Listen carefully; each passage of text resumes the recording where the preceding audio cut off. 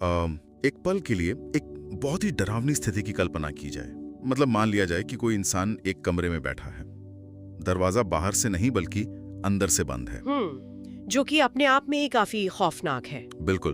और ठीक सामने एक दूसरा इंसान बैठा है, वो मुस्कुरा रहा है, बहुत ही शिष्टाचार के साथ अच्छी अच्छी बातें कर रहा है, उसका बर्ताव एकदम परफेक्ट है। हाँ, मतलब देखने में बिल्कुल एक आम भले इंसान की तरह। सही कहा।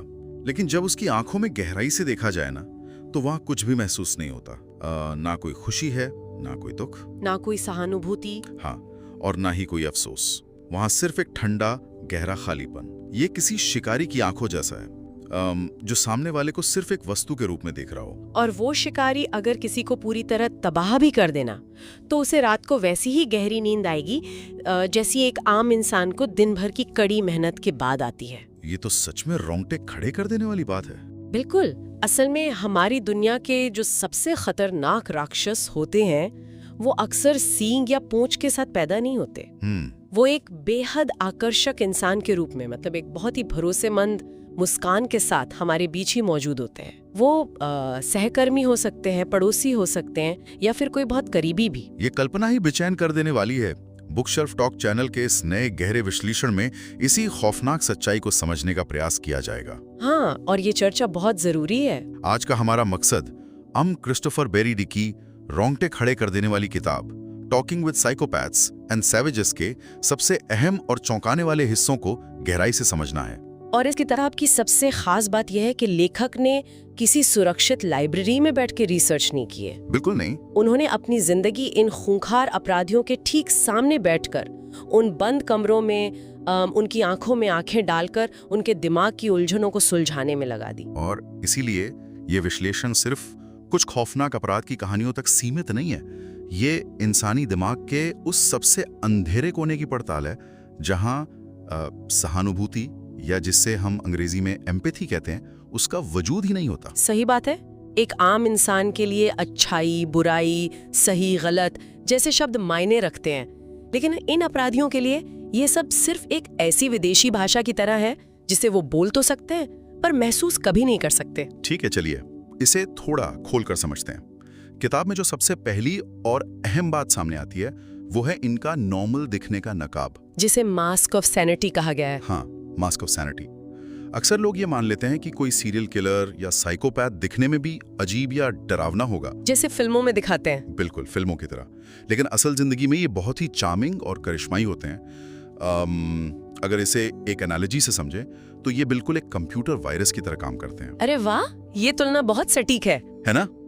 जैसे एक वायरस एक सुरक्षित फाइल का रूप लेकर कंप्यूटर सिस्टम में घुसता है, एंटीवायरस के फायरवॉल को चकमा देता है और फिर अंदर ही अंदर पूरे सिस्टम को तबाह कर देता है।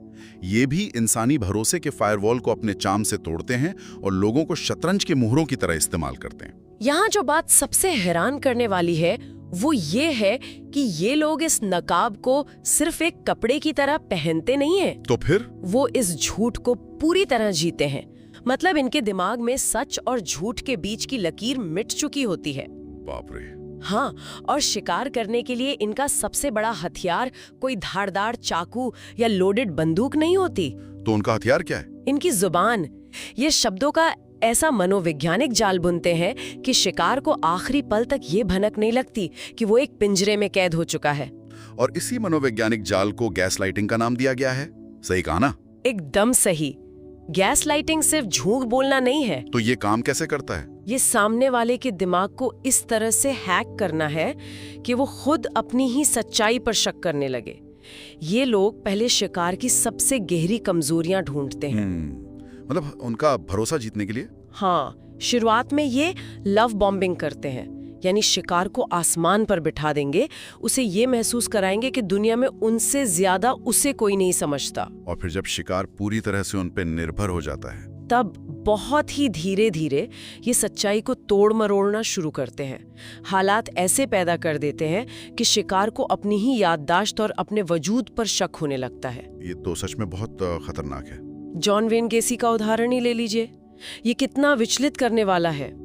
वही जो जोकर बन के जाता था। हाँ, पोगो द क्लाउन, वो समाज में एक बेहद सफल बिजनेसमैन था, कम्युनिटी में सबकी मदद करने वाला इंसान माना जाता था। और वो बीमार बच्चों के मनोरंजन के लिए अस्पताल भी जाता था। बिल्कुल, एक हंसते खेलते जोकर पर कौन शक करेगा। लेकिन इसी समाजसेवी और जोकर के नकाब के पीछे छिपकर उसने 30 से ज्यादा बेगुनाह युवा लड़कों की जान ले ली। यहाँ एक बात खटकती है, मतलब अगर कोई इंसान 30 से ज्यादा हत्याएं कर रहा है तो उसके बर्ताव में कभी तो कोई दरार आनी चाहिए, कोई घबराहट। यही तो बात है। ये कैसे संभव है कि वो सालों तक जोकर बनकर समाज में घूमता रहा और किसी को कानो कान खबर नहीं हुई? यही एक साइकोपैथ की असली ताकत होती है। जब कोई आम इंसान झूठ बोलता है तो उसके पसीने छूटते हैं, हार्ट रेट बढ़ जाता है। हाँ, पुलिस को देखकर ही आम आदमी घबरा जाता है। लेकिन गेसी जैसे लोगों का नकाब इतना वाटरप्रूफ होता है कि उनके शरीर और दिमाग में कोई हलचल ही नहीं होती। ये तो एक मशीन की तरह हो गया। बिल्कुल। हम इंटरनेट के पहले सीरियल किलर जॉन रॉबिन्सन के केस को ही देख लें। इंटरनेट ने उसे अपना नकाब और भी पुख्ता करने का मौका दिया, क्योंकि ऑनलाइन तो कोई किसी का असली चेहरा नहीं देख सकता। सही कहा।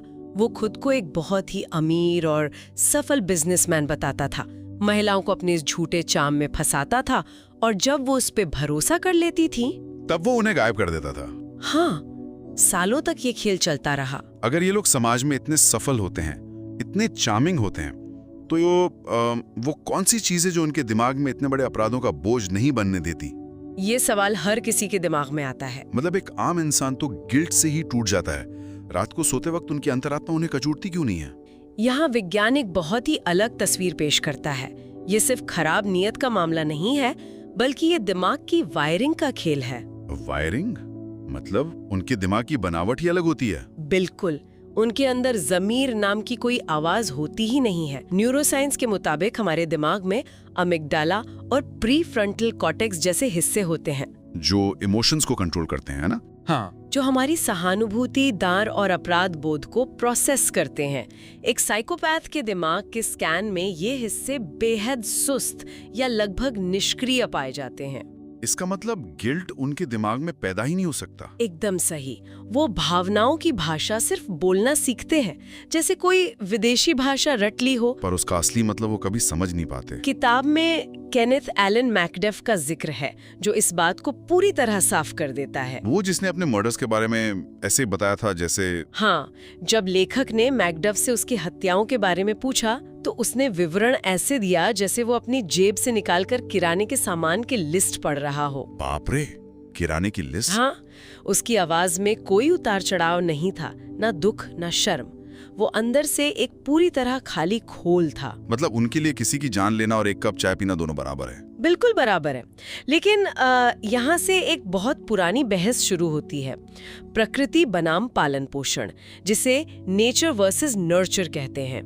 हाँ, कि क्या ये लोग पैदाइशी ऐसे होते हैं या हालात उन्हें ऐसा बनाते हैं? एलन वुरनोस का केस इस बहस में परिस्थितियों के प्रभाव को दर्शाता है। उसका बचपन बहुत ही दर्दनाक था। उसे बहुत अब्यूज सहना पड़ा था ना? बहुत ज्यादा। उसे परिवार और समाज ने पूरी तरह नकार दिया था। उस अथाह दर्द ने धीरे धीरे उसके अंदर की सारी इंसानी भावनाओं को मार दिया। तो उसने जो हत्याएं की वो किसी मानसिक बीमारी का नतीजा नहीं थी? नहीं, वो दुनिया से अपनी गहरी नफरत और अपने बचपन के दर्द का एक हिंसक बदला थी। एलिन के केस से ये तो समझ आता है कि परिस्थितियां इंसान को कैसे तोड़ सकती हैं, लेकिन न्यूरोसाइंटिस्ट जेम्स फॉलन का केस इस पूरी थ्योरी को एक अलग ही दिशा में ले जाता है। अगर हम इसे बड़ी तस्वीर से जोड़कर देखें तो जेम्स फॉलन का केस सच में चौंकाने वाला है। हाँ, वो अपनी लैब में साइकोपैथ्स के दिमाग के स्कैन पढ़ रहे थे और उन्हें एक ऐसा स्कैन मिला जो पूरी तरह से एक खूंखार सीरियल किलर के दिमाग जैसा था। और सबसे बड़ी बात, वो स्कैन किसी और का नहीं बल्कि खुद उनका अपना ही था। जन्म से उनका दिमाग एक परफेक्ट साइकोपैथ का था। उनकी बायोलॉजिकल वायरिंग एक हत्यारे जैसी थी। लेकिन वो तो कोई अपराधी नहीं बने, वो तो एक बहुत सफल वैज्ञानिक हैं। क्योंकि उन्हें बचपन में अपने परिवार से बहुत ज्यादा प्यार, सुरक्षा और एक बेहतरीन माहौल मिला था। उस माहौल ने उनके दिमाग की उस खतरनाक बनावट को कभी हावी नहीं होने दिया। तो ये बात इस पूरी चर्चा का एक बहुत ही अहम निष्कर्ष निकालती है। अगर जेम्स फॉलन का दिमाग एक साइकोपैथ जैसा होते हुए भी वो अच्छे इंसान बन सके, तो इसका मतलब है कि कोई भी सिर्फ पैदाइशी तौर पर राक्षस नहीं होता। बिल्कुल। किताब में इसे बहुत ही सटीक तरीके से कहा गया है, जीन्स बंदूक भरते हैं पर ट्रिगर हालात दबाते हैं। क्या बात है, ये लाइन सब कुछ साफ कर देती है। पैदाइशी तौर पर भावनाओं की कमी होना एक लोडेड गन की तरह है, लेकिन अक्सर एक बुरा माहौल ही उस बंदूक को चलाने का काम करता है। एकदम सही। लेकिन ये समझ लेने के बाद कि ये अपराधी बनते कैसे हैं, अब ये समझना भी जरूरी है कि हर अपराधी एक जैसा नहीं होता। हाँ, मतलब उनके काम करने के तरीकों में क्या फर्क है। किताब में 2 श्रेणियों साइकोपाथ और वैशी यानी सैवेज के बीच एक बहुत साफ लकीर खींची गई है। इसको अगर एक तुलना से समझें तो एक वैशी जंगल के उस भालू की तरह है जो सीधे हमला करता है। हाँ, वो अचानक आए गुस्से या इम्पल्स में बर्बरता से टूट पड़ता है। लेकिन दूसरी तरफ एक साइकोपैथ उस मकड़ी की तरह है जो शांति से जाल बुनकर अपने शिकार के फंसने का इंतजार करती है। ये मकड़ी और भालू वाली तुलना बहुत सटीक है। साइकोपैथ्स बहुत कैलकुलेटिव होते हैं। डॉक्टर हैरोल्ड शिपमैन इसका एक खौफनाक उदाहरण है। वो डॉक्टर जिसने अपने ही मरीजों को मार डाला। हाँ, वो समाज में एक बहुत ही सम्मानित डॉक्टर था, लेकिन सालों तक चुपचाप अपने बुजुर्ग मरीजों को जहर देता रहा। और किसी को शक तक नहीं हुआ, क्योंकि वो बिना कोई सुराग छोड़े इतनी सफाई से काम करता था। इसीलिए साइकोपैथ समाज के लिए ज्यादा खतरनाक हैं, क्योंकि वे छिपने में माहिर होते हैं। जब भी सीरियल किलर शब्द आता है तो अक्सर दिमाग में किसी पुरुष की छवि ही बनती है। हाँ, ज्यादातर लोग यही सोचते हैं। लेकिन औरत हत्यारों की सच्चाई भी उतनी ही खौफनाक है। ये साबित करता है कि शैतान का कोई जेंडर नहीं होता। बिल्कुल, बस औरतों के काम करने का तरीका अलग होता है। वो अक्सर शारीरिक ताकत का नहीं बल्कि भरोसे का इस्तेमाल करती हैं, जिन्हें ब्लैक विडोज कहा जाता है। हाँ, ये अक्सर एक केयर गिवर के रूप में समाज में होती हैं, एक प्यार करने वाली माँ या नर्स। मेलानी मैक्ग्योर का केस इसी का एक रोंगटे खड़े कर देने वाला उदाहरण है। वो जो नर्स थी, हाँ, वो एक फर्टिलिटी नर्स और 2 बच्चों की माँ थी, लेकिन उसी परफेक्ट नकाब के पीछे उसने अपने पति को मारकर सूटकेसों में भर दिया था। बाप रे, ये सच में डरावना है। और कुछ शिकारियों के अंदर रिजेक्शन की इतनी गहरी नफरत होती है कि वो बेगुनाहों पर निकालते हैं। जैसे हिलसाइड स्ट्रैंगलर केनेथ बियोंग की। हाँ, उसे महिलाओं द्वारा रिजेक्ट किए जाने की गहरी नफरत थी। यहाँ बात सच में बहुत दिलचस्प हो जाती है। मकड़ी के इस जाल में शिकार फंसता क्यों है और शिकारी को इससे मिलता क्या है? ये बात उनकी ईगो और नार्सिसिज्म से जुड़ी है। इनके अंदर एक गॉड कॉम्प्लेक्स होता है। ये मानते हैं कि इन पर दुनिया के नियम लागू नहीं होते। टेड बंडी की तरह वो तो इतना ओवर कॉन्फिडेंट था कि उसने कोर्ट में अपना केस खुद लड़ा था, क्योंकि उसे लगता था कि वो पुलिस और जज से ज्यादा चालाक है। उनके लिए किसी को मारना सिर्फ एक घटना नहीं, एक पावर गेम है। और इससे उन्हें एक हाई मिलता है। हाँ, जो किसी भी ड्रग से ज्यादा नशीला होता है। डेनिस रीडर, जिसे बीटीके किलर कहा जाता था, वो पुलिस और मीडिया को चिट्ठियां लिखकर चिढ़ाता था। ये जो डर नाम की चीज है जो हमें गलत काम करने से रोकती है, क्या इनके अंदर वो बिल्कुल नहीं होती? उनके दिमाग में डर का स्विच ही नहीं होता। एक आम चोर कैमरे से डरेगा और ये कैमरे में देखकर मुस्कुराएंगे। बिल्कुल, क्योंकि उनके लिए ये एक गेम है और इस गेम की जीत की निशानी के तौर पर वो ट्रॉफीज रखते हैं। ट्रॉफीज? मतलब अपने शिकार की चीजें? हाँ, या यहाँ तक कि शरीर के हिस्से भी। जेफरी डामा अपने शिकार के शरीर के हिस्से अपने फ्रिज में रखता था ताकि उसके शिकार उसे छोड़कर ना जा सकें।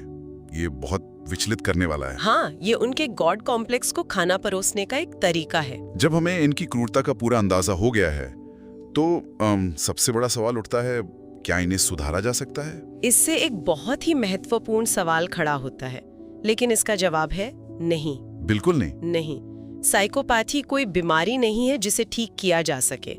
ये एक पर्सनालिटी डिसऑर्डर है। तो इसका मतलब है कि हमारे न्याय और सुधार सिस्टम जो पैरोल या काउंसलिंग देते हैं, वो असल में उन्हें अच्छे इंसान बनाने के बजाय एक बेहतर एक्टर और ज्यादा खतरनाक शिकारी बनने की ट्रेनिंग दे रहे हैं। हैरानी की बात है। वो थेरेपिस्ट से ही नए मैनिपुलेशन के तरीके सीख लेते हैं। किताब में एक कैदी का जिक्र है जिसने जेल में खुद को सुधरावा दिखाकर पैरोल हासिल की और फिर बाहर आते ही उसने फिर वही जुर्म किया।